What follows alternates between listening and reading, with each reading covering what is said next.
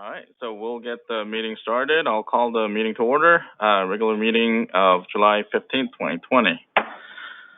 Okay, so again, for folks who are online, this is a public hearing, but again, we have the recording going on with the GoToMeeting or GoToWebinar function. So if you have any comments on any agenda items, or if you want to send an email to our clerk, she'll be monitoring the chat room or the email inbox.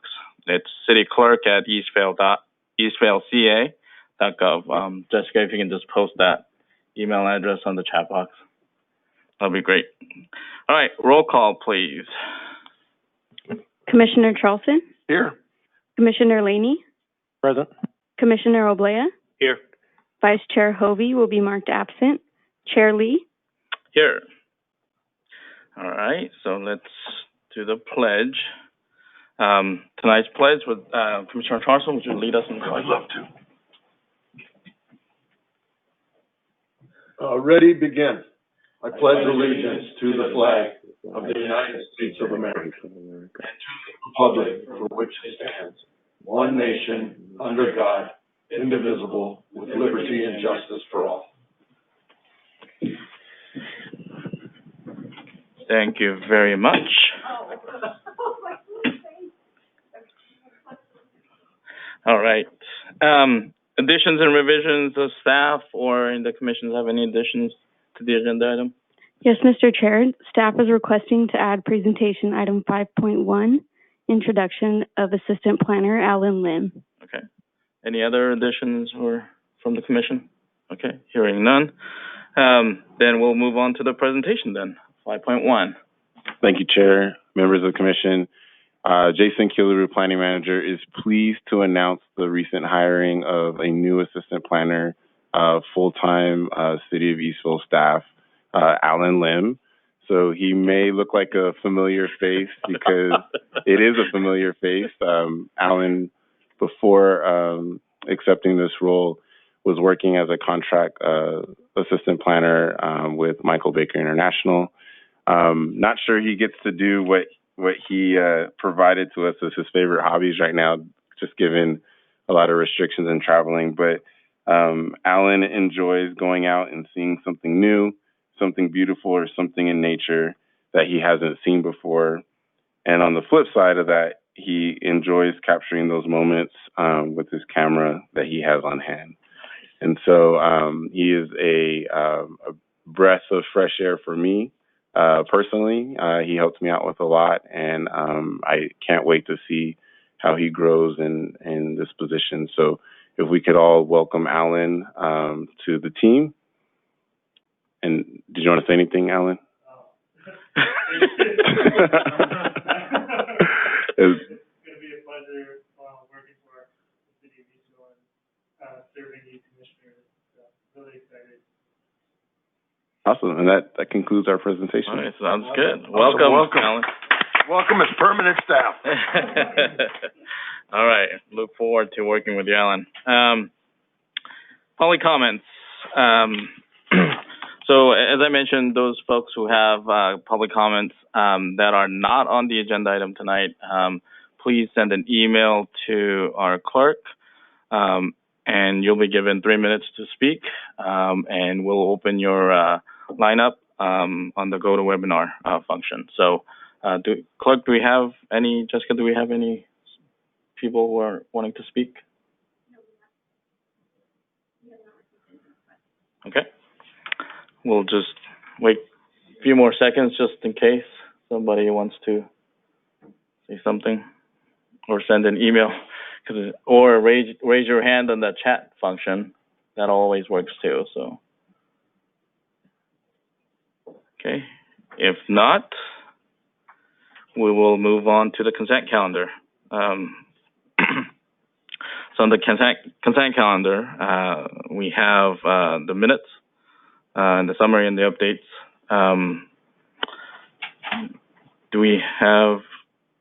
We do need to approve the consent calendar, right? Yeah. I'll make a motion to approve. I'll second. And roll call, please. Commissioner Charleston, Aye. Commissioner Laney, Aye. Commissioner Oblea, Aye. Chair Lee. Aye. Motion passes 4-0. All right, so that we'll move on to the public hearing items. So we have two items today, 8.1, major development review, conditional use permit, tentative parcel map 37936. So, again, as I mentioned, if you have any comments, for those of you who are on the phone, please, let, Jessica know through the email or chat function or raising of your hand online. So, with that, can we have the staff report, please? Thank you, Chair, members of the Commission. Jason Killebrew, Planning Manager, here to present item 8.1, PLN 20-20018, which is a request for a conditional use permit, major development review, and tentative parcel map.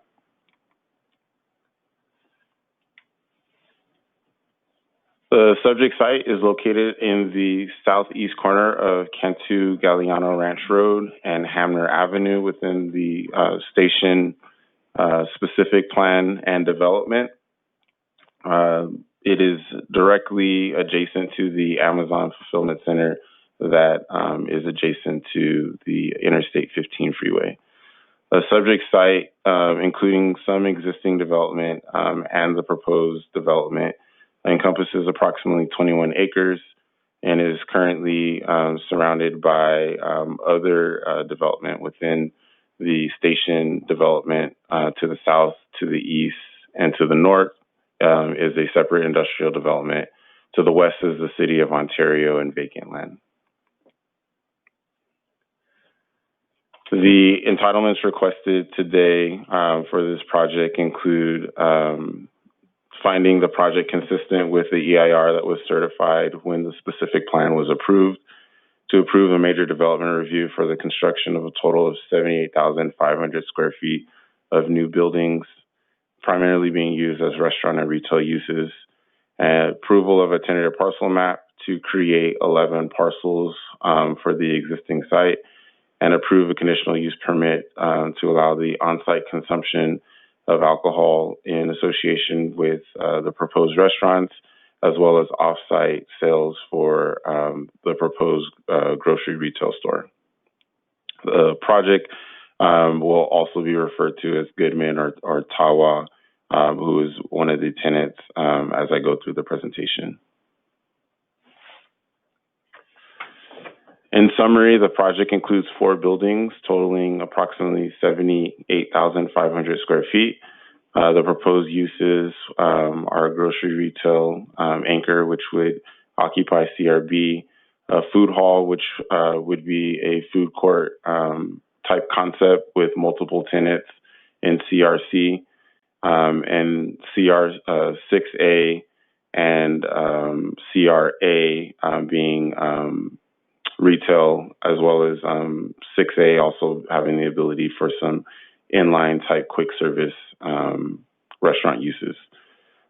This portion of the project would provide 558 parking spaces, and the proposed hours of operation would be typical for the CR6 and CRA buildings.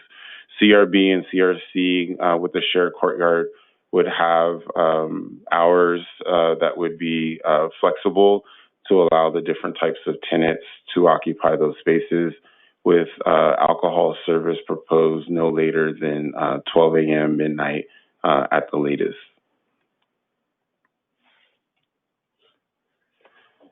The subject site is, as previously mentioned, is part of the Goodman commercial specific plan. This site is consistent with the general plan through that specific plan. And this specific site that's being proposed for development is within the commercial retail general plan land use designation. The site is surrounded by light industrial on all sides, except for to the west, which is the city of Ontario.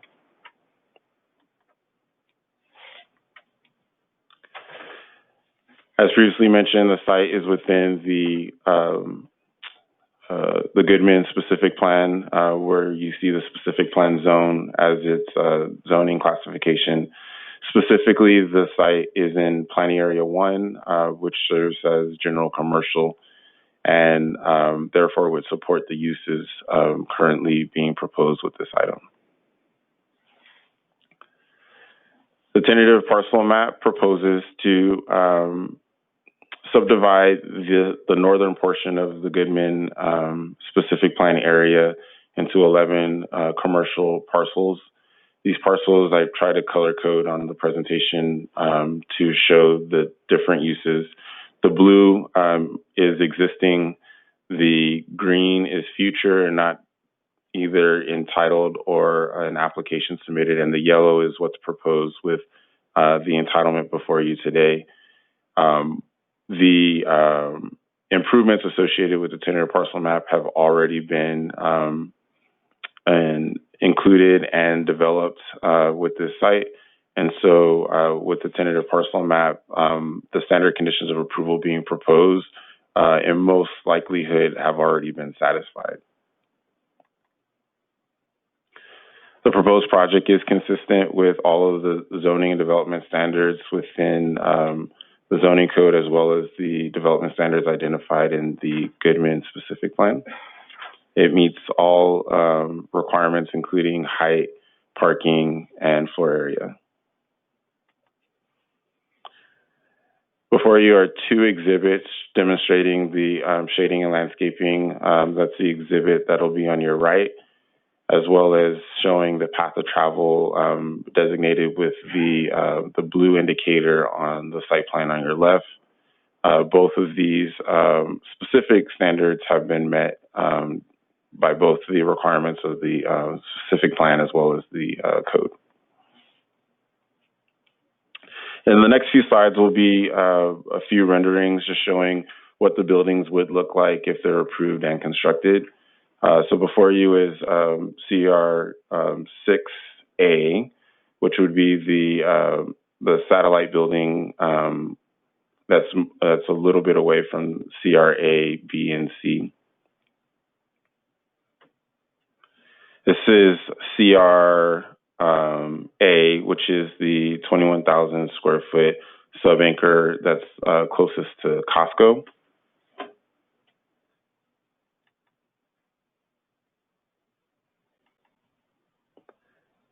And CRB, which would be the grocer tenant.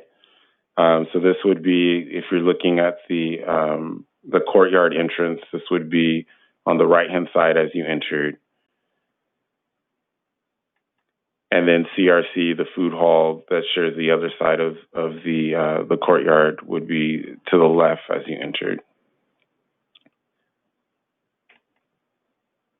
And this is some renderings of what the courtyard, as well as some interior perspectives of the food hall would look like.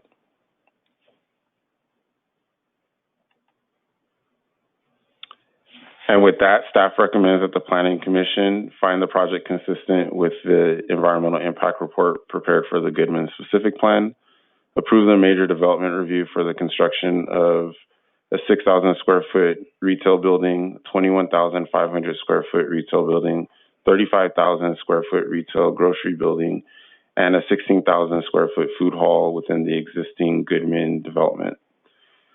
And approve a tentative parcel map to create 11 parcels, including any necessary improvements for circulation and improvement requirements, and approved conditional use permit to allow the on-site consumption of a restaurant uses as well as the off-site in association with a grocery retail store. And that concludes staff's presentation.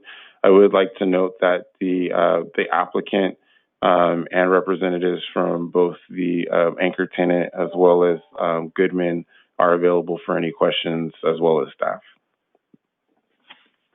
Okay, thank you for the presentation. Before we open up for public comments, does the commission have any questions for staff? I have a question. Commissioner O'Brien? Yeah, originally on the original renderings that we received when we first approved this, in that northeastern corner, right above the food hall, that was that was going to be designated for a hotel, but now it shows it for restaurants. Has something changed? Or where do we know anything in particular why it's changed? So I can speak to, currently we have no applications in for either. And so this was a perspective that was included as part of this application. But it's a future undecided use at this point. Okay. And that parking lot just below those future restaurant pads, that parking lot is for the food hall? Is that what I'm... There's a portion of it that would be developed because that road would go adjacent to it, but it wouldn't be to its fullest extent. But the applicant or representative from Goodman can go into more detail about that. Okay, you know which parking lot I'm talking about, right? It shows it right here, just north of the food hall and the child care, future child care. There's a parking lot with... Yeah, so that would be improved, yes. That would be improved, and that would be assumed designated for the food hall? It would be open as filled, so it would be open for, whoever wants to park there. Yeah. The idea too is that, this project is creating what we would call a sense of place. And so the idea is that, you may get customers that come and end up parking for one use, but then also visit other uses while they're at the site. Mm-hmm. Okay, thank you. Okay, any other questions for staff? Commissioner Charleston? So my question is when we look at the Goodman Center as a whole, it's so big. And when we look at all the drawings and everything, I guess what I'm asking is we don't get so detailed like we did when we put Costco in. We were pretty detailed, but yet we made a big mistake. If you look at that where the gas station is, they have a transformer, and it may have been listed as a transformer, but it didn't say it was going to be an 8-foot tall or a 10-foot tall transformer. And I think with the millions of dollars that are still going to be spent here, that transformer needs to be moved. I have heard more people complain that when they're coming out of the gas station, they said you have to have your car halfway past into traffic that you're not sure whether you can see or not. And it legitimately is a safety concern. So my question to staff is we do a lot of good. How do we unwind something that didn't turn out the way it seemed like it was going to when you're looking at all the drawings? So to answer that question specifically, so to the Costco gas station. So currently we're actually working with Goodman on solutions to that exact problem. And one of the items that we're working on is actually having direct access as you leave the gas station on the Hamner Road to actually avoid that conflict. And in general, and this is just my experience, just being a planner for a while, is that, at an entitlement level, at an architectural level, a lot of times you don't know that the transformer, one, needs to go right there, or that it's going to be 8 feet. Because there's linear runs and things of that nature that limit the placement of where you can actually put those types of equipment. And you wouldn't get, to that point of detail until you actually go through the construction drawing aspect of it. And you have all your different disciplines that are, your MEPs and everything that are working together in order to get the product that actually was presented to you guys at the Planning Commission. So, that part will, everyone experiences it. But what we do with once we get that information is how do we, because that was a problem. How do we identify those problems and how do we work through it in the confines of how that was approved? And so using the transformer as a prime example, we were able to work together with the developer, recognize there was a problem, and then fix the solution. So you'll see some movement on that fairly shortly. That was my main concern. That we build something so big like this, we should not have safety issues with traffic. Not in 2020 or 2019 or 2018. The way we designed things before, when you keep bolting things on, you don't have traffic flow. But in an overall design like this, we knew where the traffic needed to go. We knew how they were going to get in and out of the site. And this was kind of a surprise for all of us, I think. But we're not sure how do you rectify it, but it sounds like you guys are all over it. So I think this is a great project. I'm glad they're closing some of this dirt up and getting it into what we were hoping for. Great. Any other questions of staff? If none? Oh, sure, yeah. Commissioner. So just to clarify, the restaurant pads is just an update to the overall plan, but it's still open for other uses. That is correct. Okay. Okay. All right, I will open up the public hearing now. Do we have the applicant that wants to speak? I'm sure.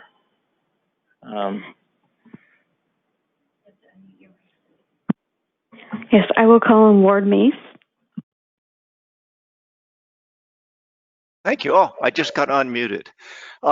Good evening, Chair Lee and fellow planning commissioners. First off, I wanted to say thank you.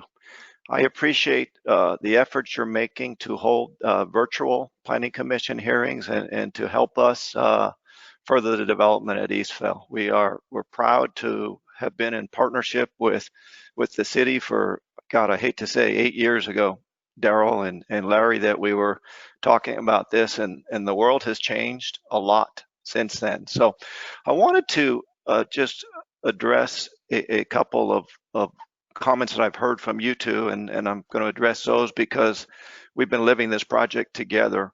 And unfortunately, it's been challenging in a lot of aspects and partly resulting from our success. But I'll start with the easy one, which is the hotel. And Larry, for us, you know, we do believe that it would be nice to have a hotel at the property, but the idea of putting a 4-story hotel on that corner that blocks the visibility to a center that we're trying to attract people to seems like the wrong location.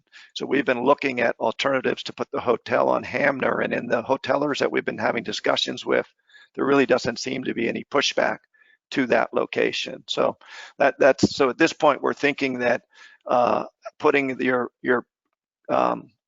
sit-down restaurants, if they're going to be at this property, I think they need to be on Cantu. So that's really what we're thinking. And as the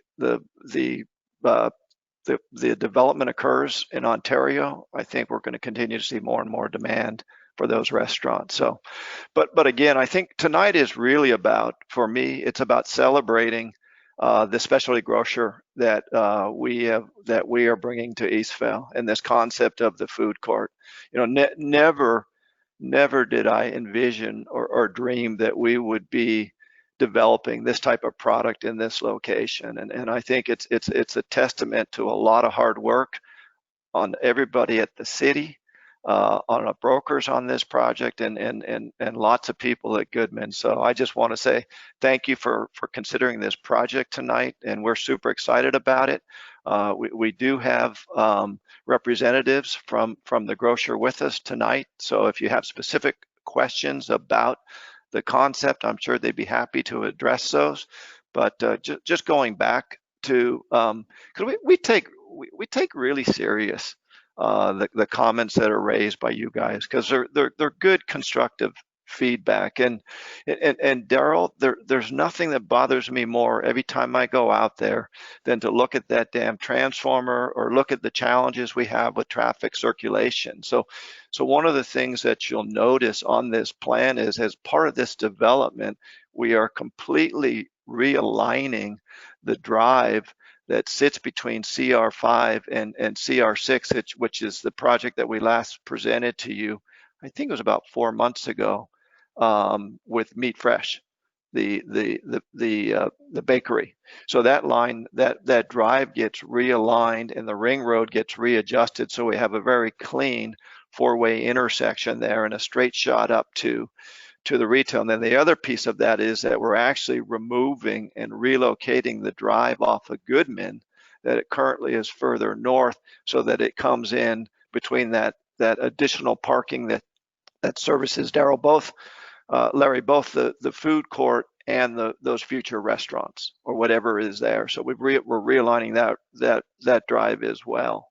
But yeah, and then as Jason mentioned, trying to resolve the issues around the Costco gas station. And again, I mean, I think it's a bit of a function of our success, but the amount of traffic there, and Edison, who comes in at the very last moment and tells us this is where we're putting your transformer, and we argue and push back, and it doesn't come easy, but yeah. So our solution is that we are adding a drive out of the gas station directly onto Hamner to alleviate some of that traffic and improve the situation. We're also adding another right turn pocket and creating raised medians on that same intersection there, and then creating free turn movements on Hamner as well. So we do have a series of street improvements that we're working through as part of this development. But I guess if there's additional questions, I'd be delighted to answer them. Otherwise, I'll let you know that we've reviewed the conditions of approval, take no exception to them, and want to thank staff and the commission for the wonderful job that they've done getting us here. And hopefully COVID will end soon and we'll be able to enjoy the spaces that we're creating. Okay. Thank you, Ward. Does the commission have any questions for the applicant? If not, so I don't see any, but Ward, just a comment, since Larry and Darrell both brought up other sites. I'll add to it for the green area, which is what Larry was mentioning about the hotel. If we can make that site look more like the corner that you have on the Cantu and Hamner, by having the building kind of be on the edge on both the Goodman Way and Cantu, I think that would provide a very continuous and consistent building throughout the development. Sure, so you're talking about just site planning issues of where we locate the building on the site. And later on. And those, yeah, absolutely. Yep, makes sense. Yeah, street fronting. Yep. Okay. And I just want to take this time to thank you for listening to us when we have other comments around the whole development. As you mentioned, it's been a journey. Larry and Darrell have been here longer than I have, but I certainly have taken the journey with you. So, I just also want to thank you that you're kind of adapting to the new changes that are occurring. And I just want to thank you for the new development that you're bringing in that kind of fits in with the demographics of our city. And I think that's commendable, in my opinion. So that's just my comment. Does the commission have any comments at this time? I'll wait after the. Okay, I will. Wait a minute. Oh, okay, we do have speakers. Sorry. Okay, Jessica, do we? We have received one comment from Keith White. He said, "Good evening, commissioners. I'm in favor of this project, but I only have 2 questions for you. What kind of grocery store would this be, because it's close to my house? And I also would like to know if there will be dining on the outside of this center. Thank you for your time. Sincerely, Keith White." Okay, thank you.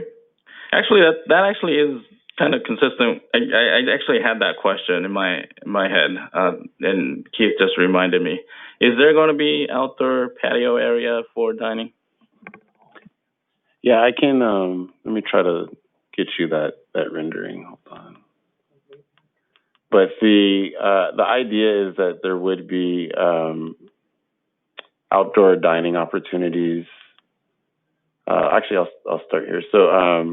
So in 6A, you can kind of see, like, in the upper left-hand corner. That's probably kind of small. Yeah. So you can see kind of as it goes down, it's depressed a little bit. There's some seating opportunity there. And then the majority of the outdoor dining opportunity is, you can kind of see under the awning, you can see there's some tables and chairs there directly adjacent to the food hall, and that would wrap around to the front to where the drive aisle is, and then scattered throughout the courtyard area. If you look, there's a few seating opportunities. There's some opportunities for some kind of patio game type play. And so again, the idea with the courtyard and the food hall is that, people would come here. Sure, they would get their food, but they would also linger a little bit with their friends and family, and patron other businesses while they come and visit this particular use. Okay, thank you. Do we have any more Mr. speakers? Chair? May I? Yes, sure. There's, that brings up the question to me. I just want to make sure that there's plenty of trash receptacles in that dining area. We're prone to windy days, and anything left out is going to be flying all over the place. So I know I'm a sticker on that one. So yeah, thank you. I agree. All right. Like a clean community. Absolutely. All right. Do we have any more speakers? No, we do not. Okay. All right. Then I will close the public hearing and go into the commission discussion. Do you have any discussion? Oh, yes, Houston. Yeah, a couple of things. I just noticed on the recommended action for the fourth one for the conditional use permit, I think the end of that sentence should be CR. Is it B for the grocery retail, not CRA? That's correct. Okay. And I thought I read this pretty well, but the tenant has been identified for the grocery, correct? It is not publicly. Oh, it is not. Yeah. Okay. Well, actually, if you Google Tawa, you will know. I am aware of the powers of Google and what that results in. I just wanted to make sure I didn't, not read the agenda apparently. Yeah, no, I didn't out the tenant by doing that, but yeah, you can. Anyway, any other comments? Commissioner Blair, you had some comments.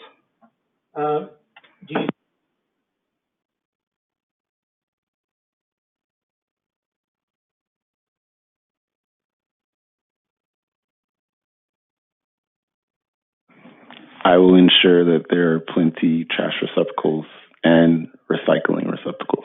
Because I just,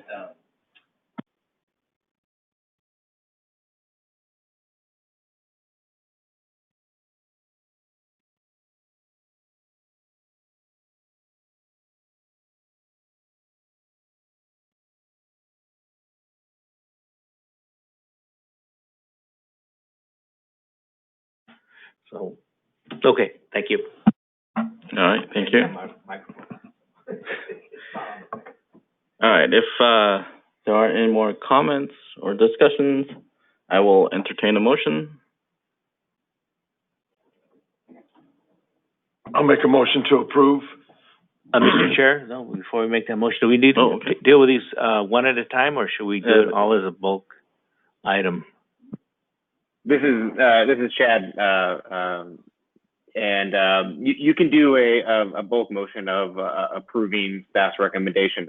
I want to be sure that what's reflected though is that the change in recommendation number 4 regarding it being CRB as opposed to CRA. Okay, Commissioner Charleston, are you open to that change? Yeah. Okay. I agree with that. Okay, so we'll take this in bulk. So then we will take it in bulk. Do I need to read 1 through 4, or can I say approval of the EIR? You can say you can do a motion for approving staff recommendations. Staff recommendations, which are all included in a global resolution, which has been prepared by staff and submitted for your consideration. Perfect. And that's the motion I will make, to follow staff recommendations of the EIR, the major development review, the approved tenant parcel, and the conditional use, changing the 1 to CRB. I got a second? Second. I'll second. Roll call, please. Somebody claim that second. Commissioner Charleston, Aye. Commissioner Laney, Aye. Commissioner Oblea, Aye. Chair Lee. Aye. Motion passes 4-0. Congratulations. All right, let's move on to 8.2. Congratulations.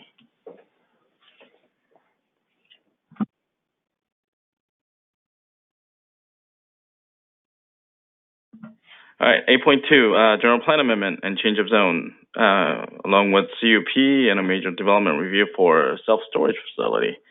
We have Jason, staff report, please. Thank you, Chair, members of the Commission. Jason Killebrew again, here to present item 8.2, PLN 19-20057, which is a request for a general plan amendment, change of zone, conditional use permit, and major development review. The subject site is located along the westerly boundary of the city of Eastville, as indicated in the site maps in front of you.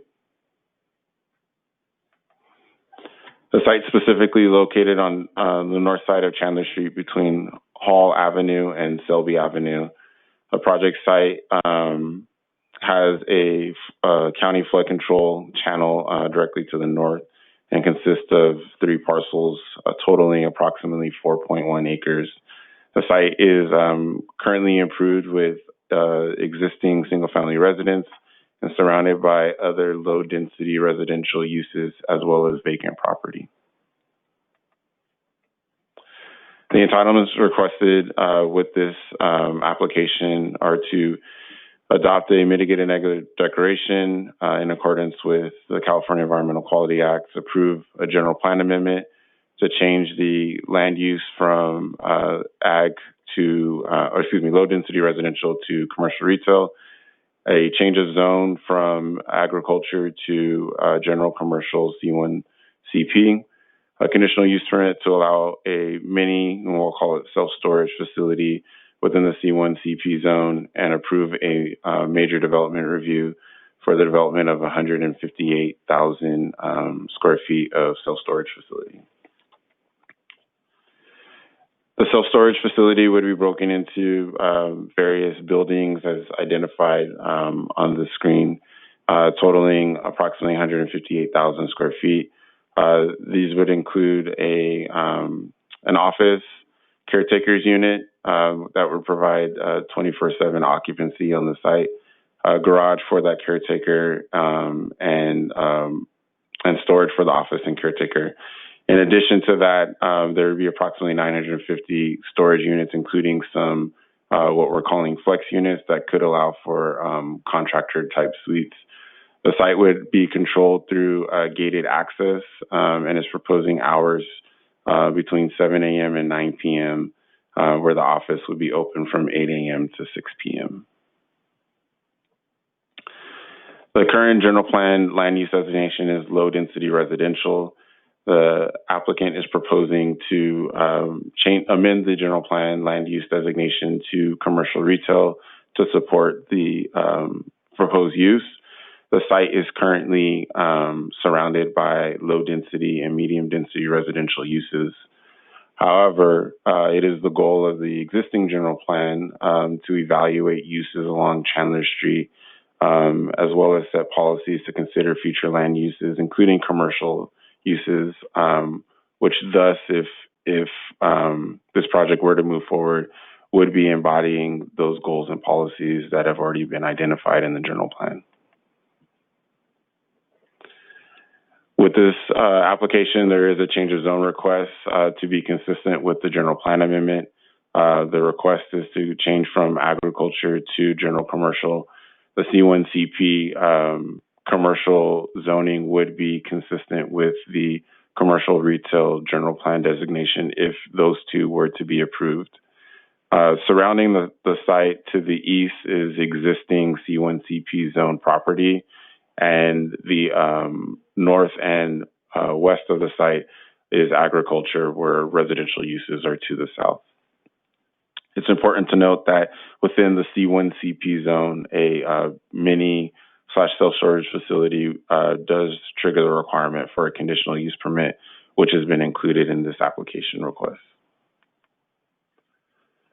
The project has been applied to the C1 CP zoning and commercial development standards, and has achieved all of those standards have been analyzed, and the project does achieve compliance with all of those code requirements.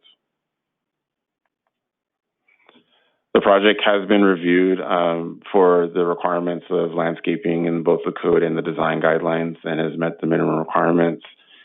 Final landscape plan would be submitted if the project were to be approved as outlined in the conditions of approval. Before you are some elevations submitted in concept for the proposed development. In general, the development is proposing a mix of different type of finished materials as well as varying planting, and you kind of see there's vine trellis planting as well as color palettes to provide articulation and break up massing. And the street elevation, which would be building A. So on the right-hand side of your screen, you can see the office detail. So that would be the prominent feature, the focal feature of the development as outlined in the rendering. Both renderings are coming from either direction along Chandler Street. So you can see the applicant has looked at utilizing different materials as well as breaks to provide articulation and breakup massing.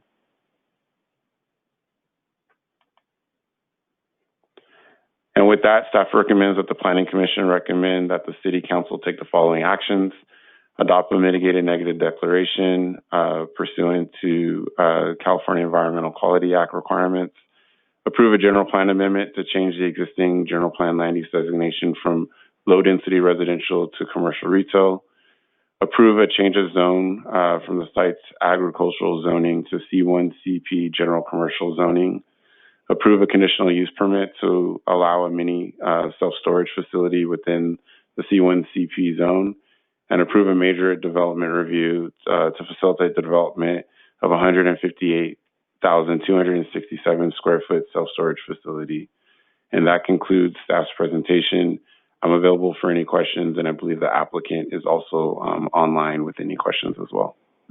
Okay, so before we go to the applicant, let's see if Planning Commission has any questions to staff. Okay. Mr. Chair? Okay. All right. Just a little clarification. On the architect rendering, the west end of the property, there's a screen wall there with ivy covering it.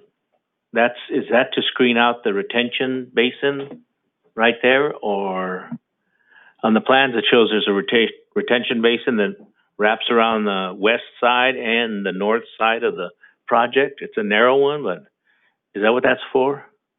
It's to provide screening in general.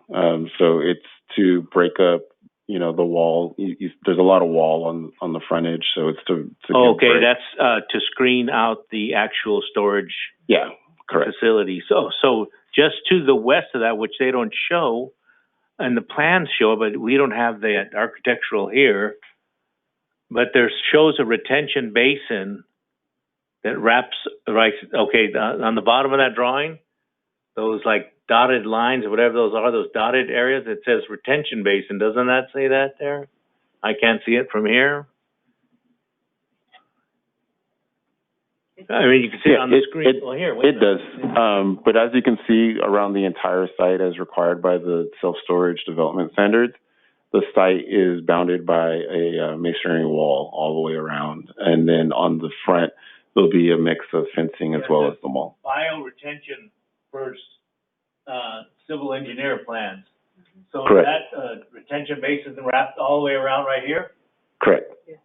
that what that is? Okay, so this screen wall that we're seeing there, I guess it's somewhere here. Does it go all the way down and cover, Yeah. screen out that? Yeah, the whole site is bounded by a wall and or There's gonna fence. be a wall along the bottom end Correct. of that, and then the back end Yes. of that? Okay, because it wasn't clear on those plans that I've seen. Okay, so it'll screen it out from the residence to the west of them, right? Because there are homes, there's like a little driveway there, it shows some kind of tiny little driveway. Let's show it here, I don't know where. Oh, it's on my Google map. There's homes just to the west of that property. There's still a strip of homes that are going to be there, right? Is that correct? That is In correct. a green area. And there's like it's not a road, but it looks like a driveway, a private driveway that goes all the way to the back. That is correct. Those properties will be screened by that wall, right? Correct. Okay. Thank you. Okay, Commissioner Charleston? I have just a couple of questions. So there's a lot of reading on this one, a lot of information. And one of the things I looked at is, and it was section 10, and I'm trying to find it now, but I don't want to go through 200 sheets to 300 sheets. But it was when it said prohibited materials, it talked about flammable or explosive. And I'm just wondering if we should be a little more detailed on what we can allow them to have there as far as storage in the deal. Because there was two other things listed that they can't have too, but they were same thing, kind of vague. It can't be odorous, it can't be this. Well, what does that mean?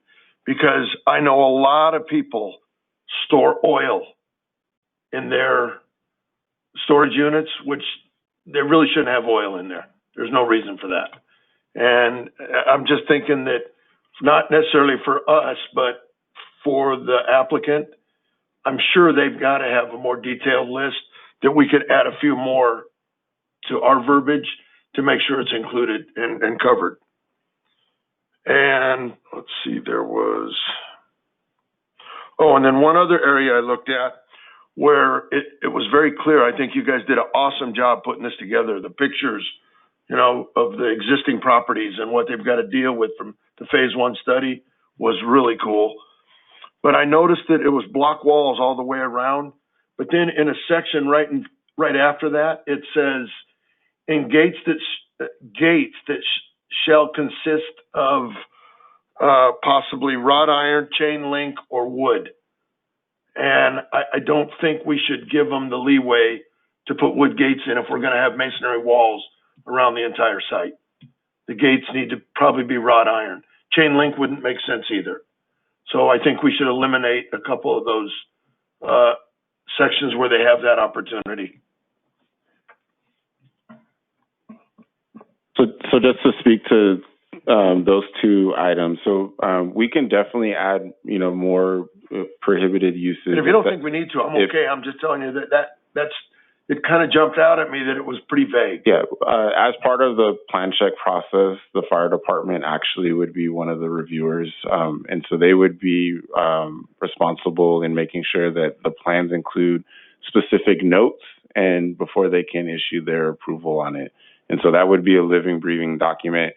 Not to say that people aren't going to go after the fact and store stuff in there, but it does give the city a tool, if you will, to go out there and to enforce, that approval, because that would be the approved set, and then that essentially would give us the authority to say, hey, you need to, take this out or remove it. Okay. And then on top of that, you also do have the caretaker that'll be there on site, and so the purpose of that is to make sure that there's no funny business going on in the facility. So that speaks to that. If this project were to be approved, it would be approved in the accordance with the plans that were submitted with this application. The plans submitted with this application are showing wrought iron fencing in the areas that there is no masonry block wall. So that would secure that type of design moving forward. That's all I was concerned about. Thank you. Okay. Thank you. Any other questions? I do have a quick question for Chad, if you're online. I did have ex parte communication with the applicant, exchanging emails, just basically informing him of informing that he needs to do a lot of outreach on this one. So just putting that out there. Okay. Yeah, thank you for identifying that communication. Okay, sounds good. Any other questions? If none, I will open up the public hearing. Madam Clerk, do we have any public comments on this? We do have one comment. It says, "Hi, below is the email to express support to the Planning Commission for the self-storage project on Chandler. I support the approval of this project and think it would be an excellent addition to the area. I own property on the east side of Selby along Chandler and would love to see this area built out. The developer has made an effort to educate me on the project and I am in support of it. Thank you, Mike Patel." Great. Any other comments? Does the applicant want to speak as well?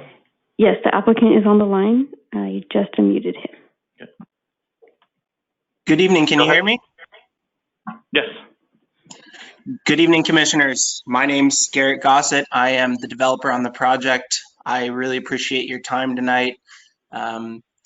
Sitting and reviewing this project, we spent a tremendous amount of time and work coming up with a concept that we think that hopefully the city can be very excited about. I also want to thank Jason and planning staff. They've really helped us through this application process over the last year or so. I provided some slides that I was told were provided to you, and I just real quickly like to run through those. I want to be sensitive to your time, but just a couple items to bring up. If you were to flip to slide 2 of the slides that were provided, this is a multi-purpose use. It's a hybrid of self-storage with some office space. We have our main office that will welcome customers there along Chandler with an adjacent on-site apartment for a manager who lives on the property full-time. From owning and operating these facilities, we know that having a manager that lives and works on site, they're just very invested into the business itself and into getting to know the community. It's a really beneficial thing. Again, there's approximately 950 self-storage units here. They'd be of varying sizes and options. Some of these would be climate controlled. Roughly 41% of the space is drive-up units. Those are the most sought after type of self-storage units because it's the most convenient for the customer. They can just pull their car right up to their storage unit and access their belongings. While we are proposing for two-story buildings, there are no elevators. So that's just another feature, another convenience for users. They don't have to put anything in an elevator. Important to note, we worked with planning staff over the last few months to come up with this idea of what we call contractor suites.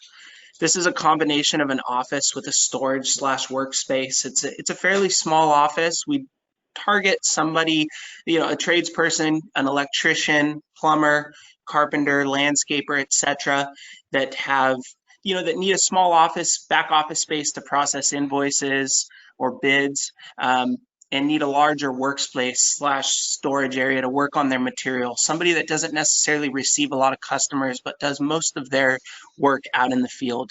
As far as we understand, this doesn't exist elsewhere in the city. And so we think it's a really attractive option for business owners to utilize. And we've seen this very well received in other nearby cities.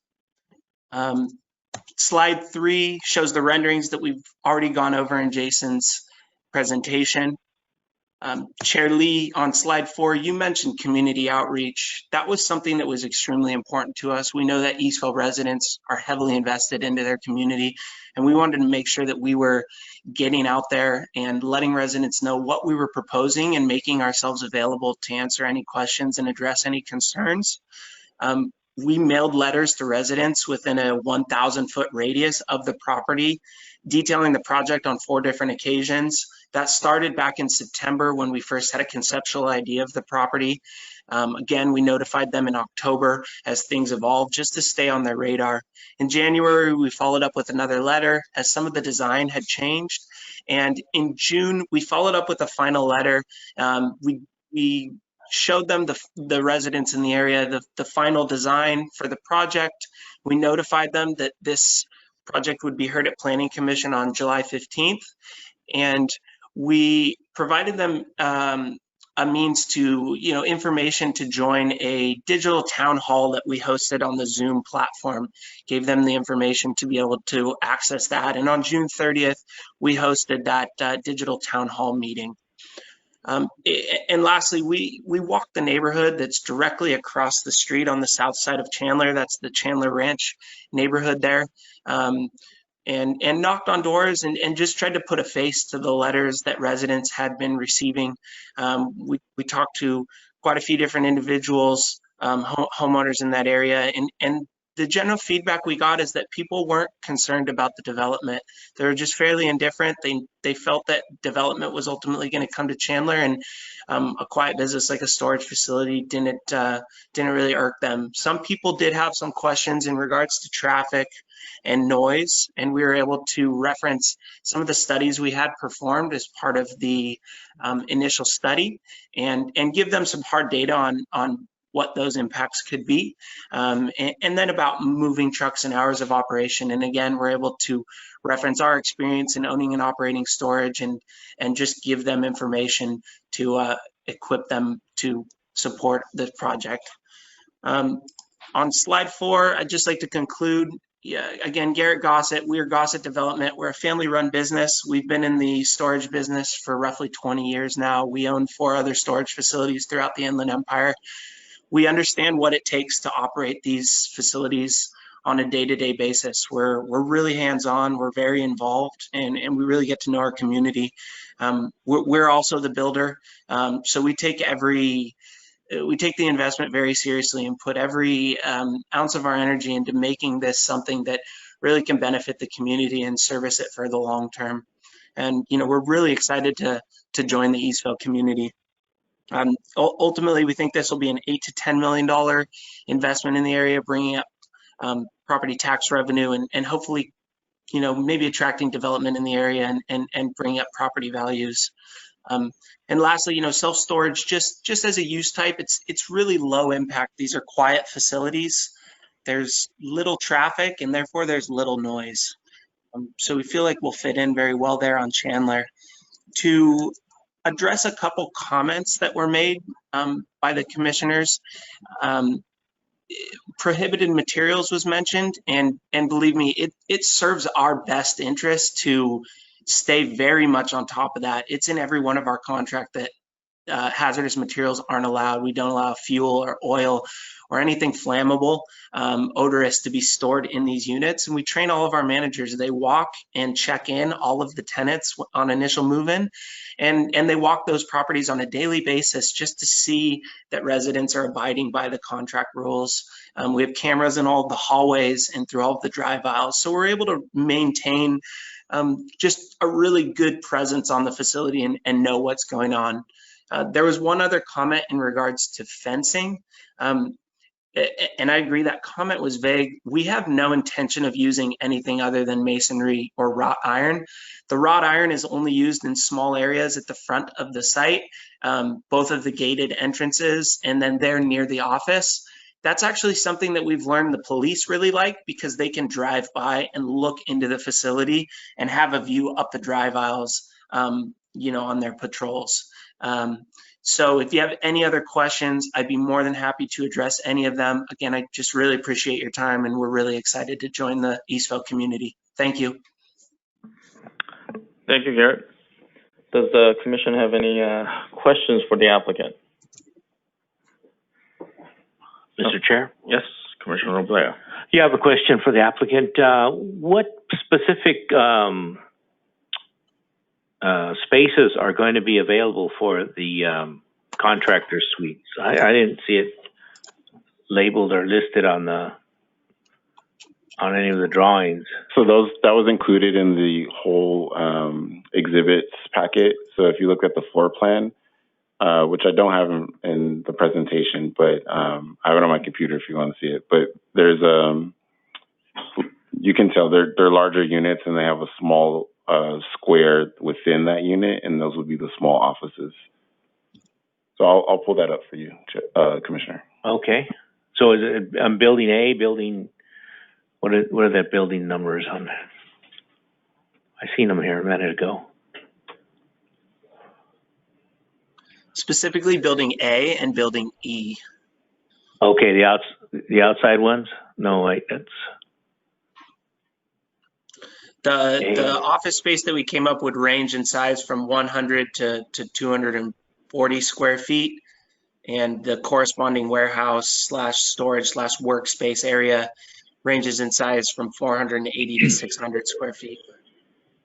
Now, would those be used for just storage uses only? No fabricating or working would be allowed in those?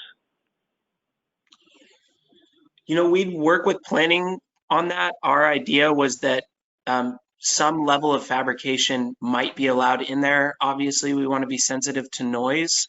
What we've seen work in other cities are, you know, those landscapers, electricians that are more utilizing the space primarily for a storage warehouse style operation rather than, you know, your full material production sort of thing. We would certainly shy away from that. I would like to add the intent behind it was to, you know, there may be, I understand why Gary would answer it that way. You know, if we have a landscaper in there and he needs to, you know, put new blades on his equipment, or there's some, you know, really like cottering something, that's the intent, not someone actually manufacturing something from a production standpoint. So that would be the distinction. And I have the floor plan on what you want me to walk over. Okay. But now that could open a can of worms, because now if you have a carpenter in there, or you have even an electrician in there or something, and then there's something they need to fabricate to go take to a job, that could be quite substantial. Okay. Oh, okay, I understand. All right. So wouldn't that be more like a business park type thing rather than a storage facility? Would it still qualify under this zone?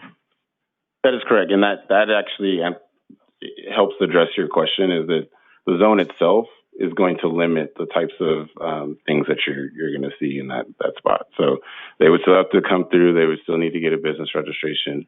Planning would still evaluate it to make sure it was in likeness with what, you know, if this were to be approved. So there are controls that would limit the types of uses that are there. But the intent is that it would be essentially an extension from the types of uses you would see as a home occupation permit, just needing more space and flexibility away from your residence is what we've heard a lot of residents say they need. All right, thank you. Okay, any other questions? Hearing none, I will close the public hearing and go into the commission discussion. Oh wait, was there any other public comments? No, there was not. Okay.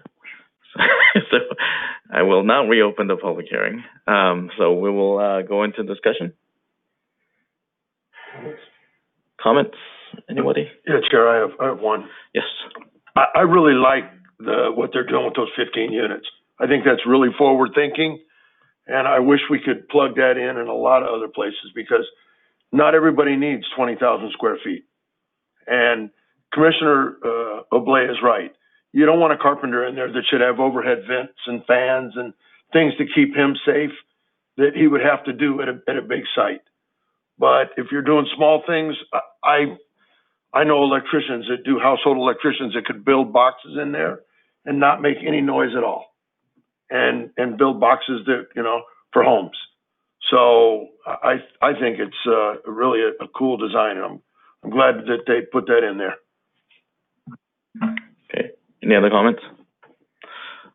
So I'll make a couple of comments. I think I echo what Commissioner Charleston just said. I think that's it's kind of unique, and it's something that we don't have in our city. So I think we can pilot this out and see how it works, and if we can expand it, you know, with all the COVID and all those stuff that's going on, it might be something that kind of takes off, and we might have good small businesses springing up. I think so. It's basically I believe it's a positive thing for our city. The other comment that I want to make is as Gary kind of touched upon it. It's middle of the residential area. We had another application in last time, which I believe we denied.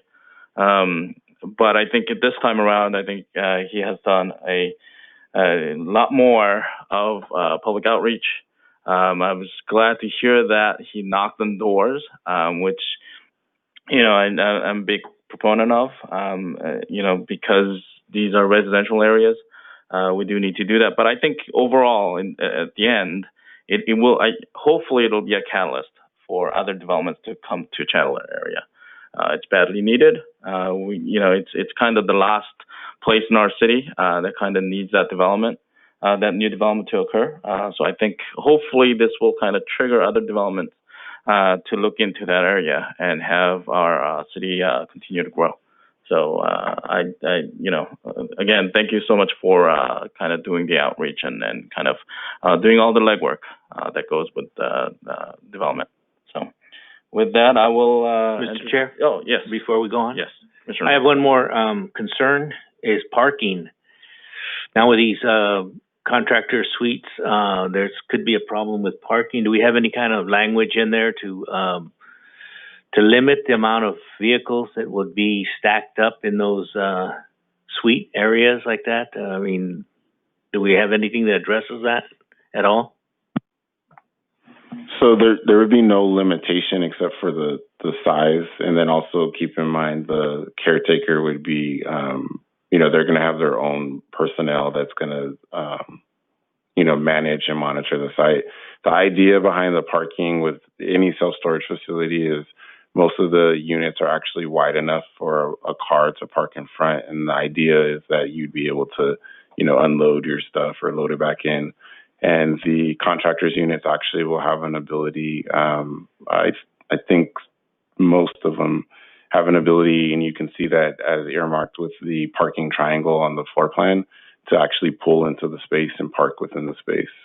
So there's a number of controls that are in place to regulate the flow of vehicles in the site. Okay, because that could be one of my concerns. It's a great idea, but I think in the future, if they start putting in more contractors' units like that, they need to provide some kind of extra parking in the area, because if it's the boss that has this suite and then he brings requires an employee to come, then another employee to come, that means that there's going to be 2 cars there, then 3, or trucks, not cars, but trucks. And so it could stack up and become a bit of a mess, and then it's overflow onto the streets, and then, stuff like that could happen. So, but it's a great idea, and it's a new thing, so I know we're going to have a lot of bugs that we're going to have to work out of this, and so let's see what happens. All right. With that, if there aren't any more comments, I will entertain a motion.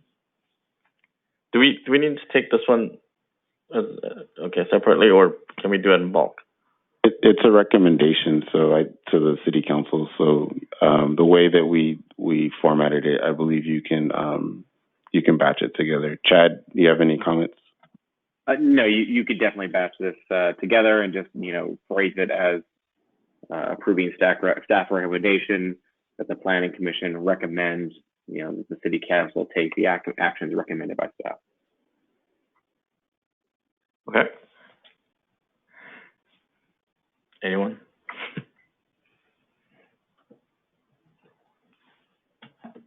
Mr. Chair, I'll make a motion to approve the recommendation by the staff for our recommendation to City Council to approve the All 5 items.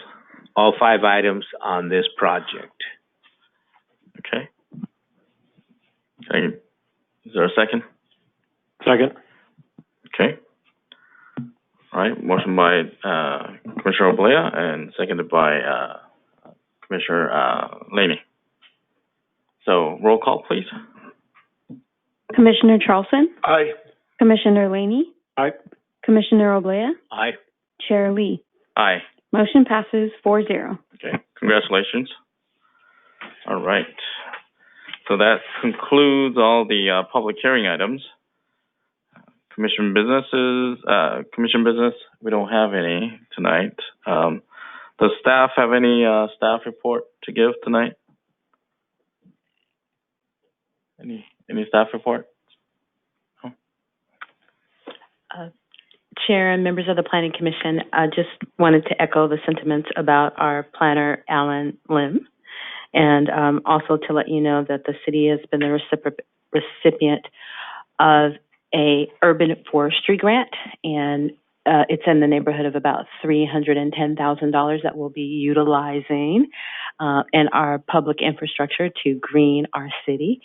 And we are also working on economic development grants.